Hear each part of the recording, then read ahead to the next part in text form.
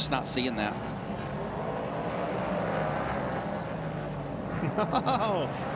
Already a little love. Ryan Blaney in the 12 gets back to the gas a little quicker than Austin Dillon did. Just a little bit of rough. How much does this lap pay again? Yeah, right. Corey LaJoie, quickest here, 7th overall and quickest in this group. Then A.J. Allmendinger, Kyle Busch, Ryan Blaney. The thing I don't like about that, I don't want to show a guy, if I'm faster than him, I don't want to show the guy where he's slow.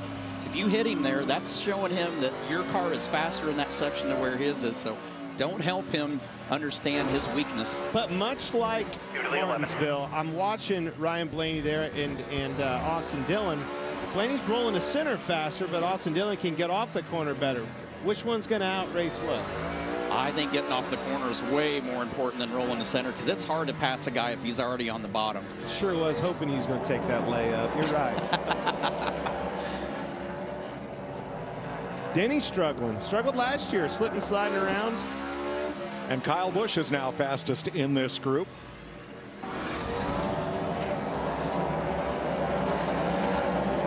Chase Briscoe dives to the inside of Cody Ware and helps him through the corner.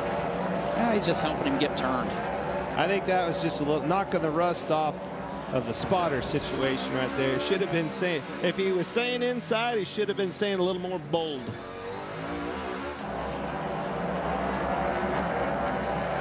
Eric Almirola, 13th overall, 6th in this group. Ross Chastain now quickest and 4th overall.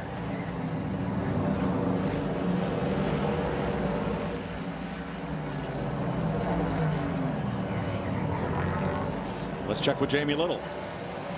Well, Mike, this event is so unique for so many different reasons. I'm standing on a street right here, Bill Robertson Drive. This is where all the action is taking place.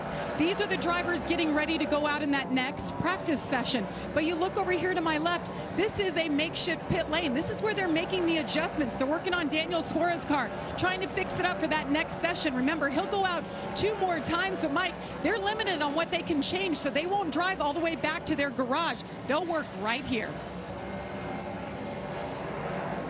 Thanks, Jamie. Curbside service, Tony. Yeah, literally. This is a unique circumstance. They're coming to a different venue that's not a racing venue.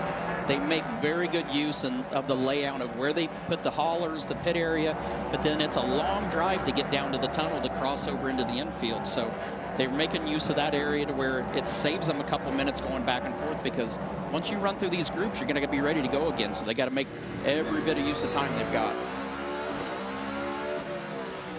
There's a downshift, and that's the one that was downshifting last year. Chase Briscoe in the 14 car.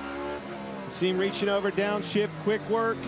He'll go through the corner right here, get on the gas, hit second gear. You heard me say second gear. This is sequential gearbox. You're only using a few gears. You use a 5-speed on a big racetrack. Here, you're just using the first 2. Allmendinger and Briscoe have now gone to the top of the chart. We expect each group to be a little faster as this new asphalt gets worked in.